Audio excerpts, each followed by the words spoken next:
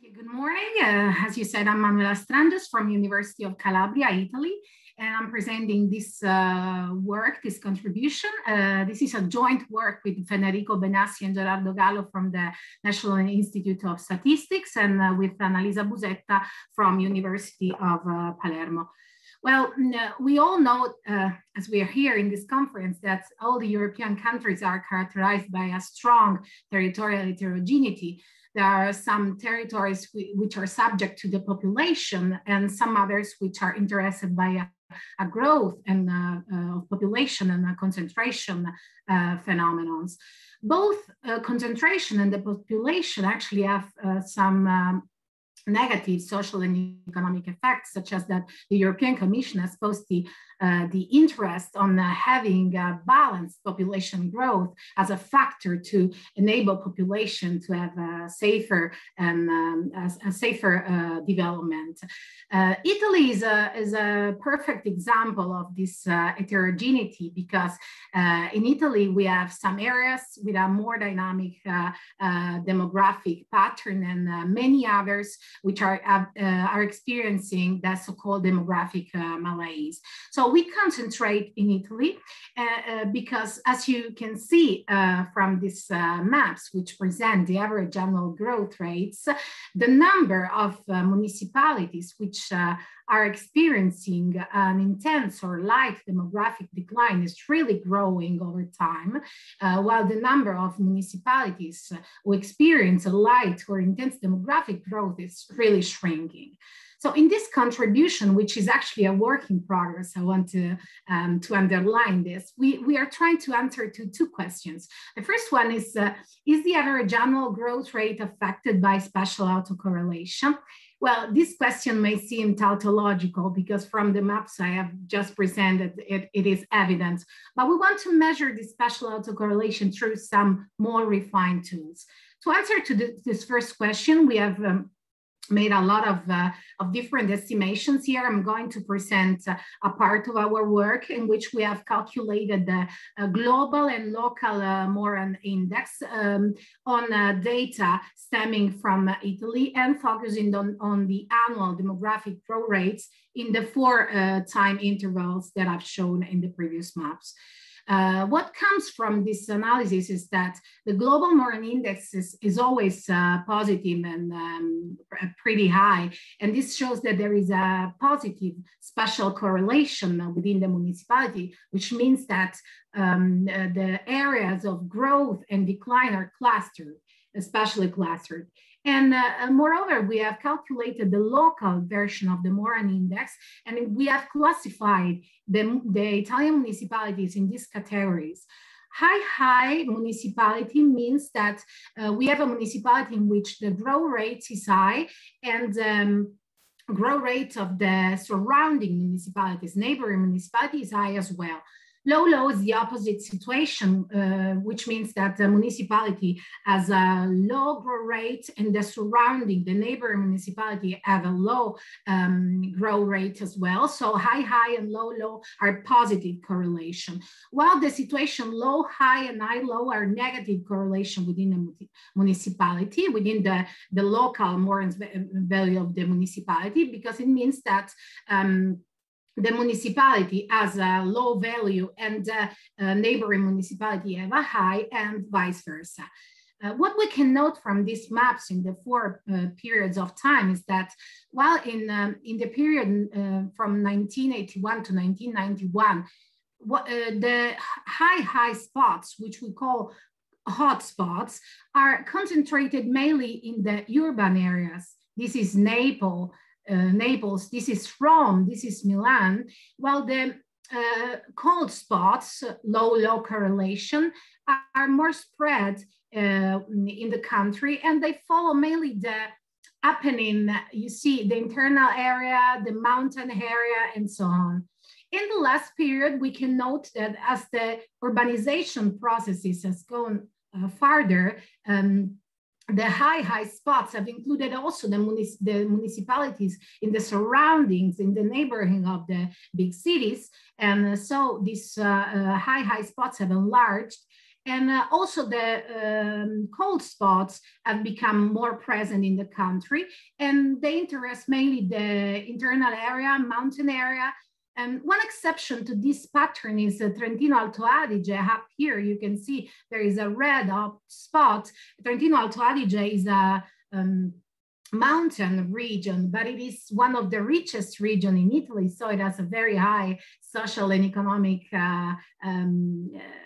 environment. And this means that there are a lot of services for families, local welfare state, which is very efficient. So we all know that this is a driver of population growth. Well, I go very quickly to the second question because I want to show you the empirical analysis. The second question is, how do different demographic, social, and economic dimensions affect demographic growth and decline of population?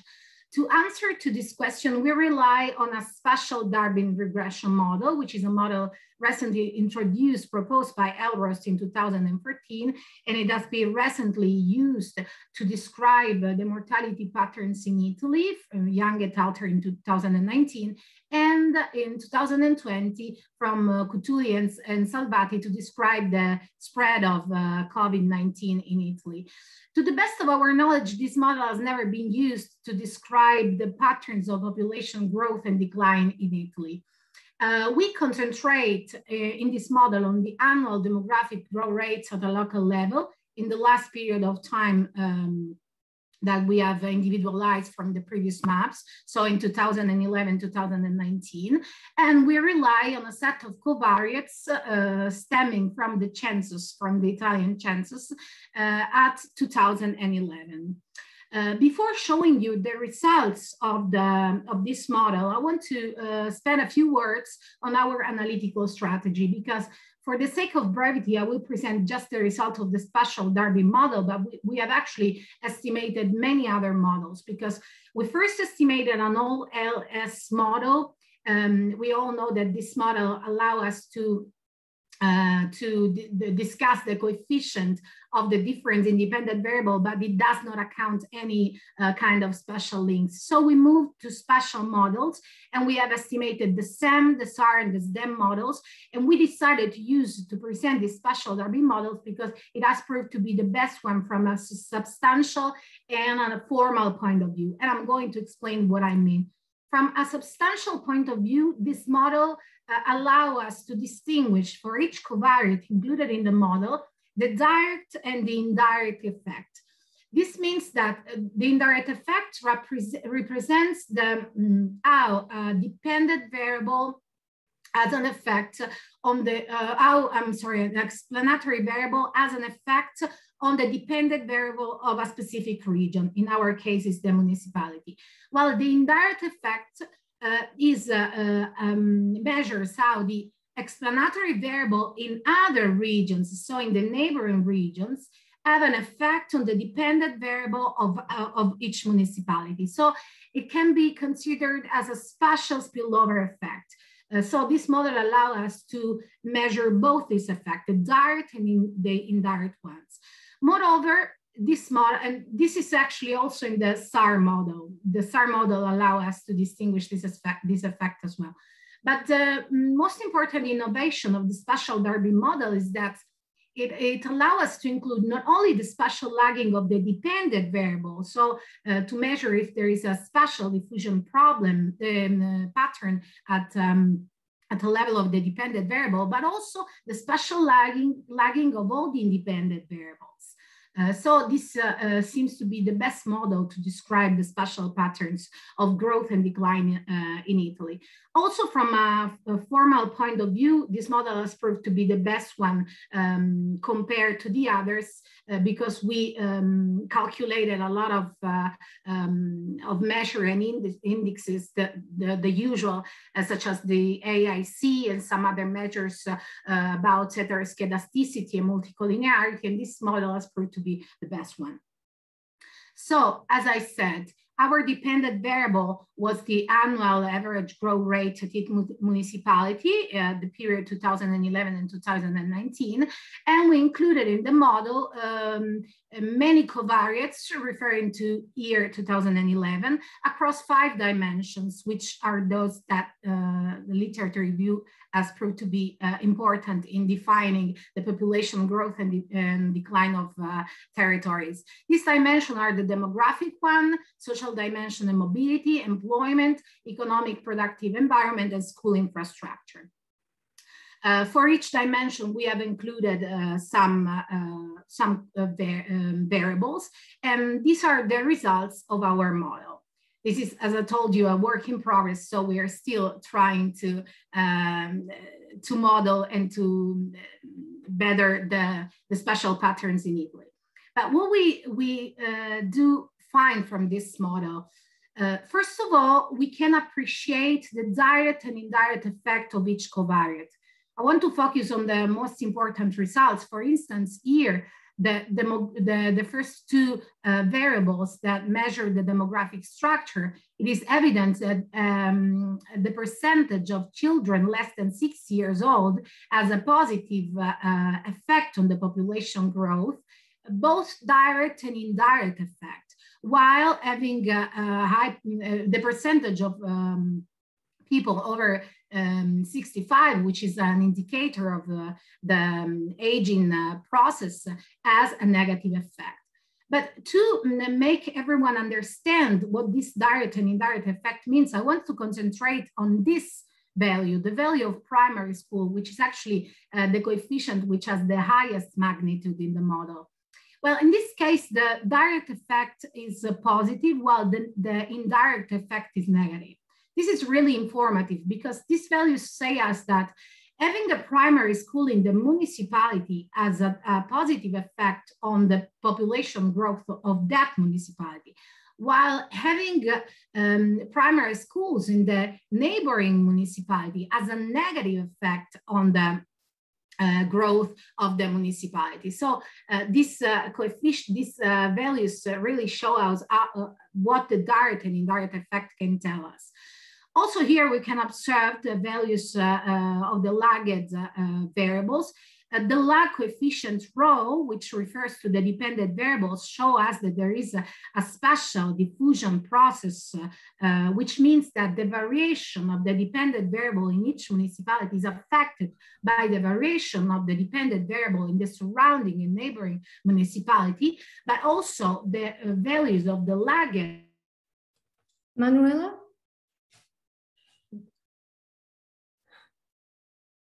This model is the most useful because it allows us to consider all the spatial diffusion processes, both at the level of the dependent and independent.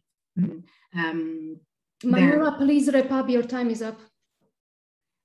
It's complete. I'm done.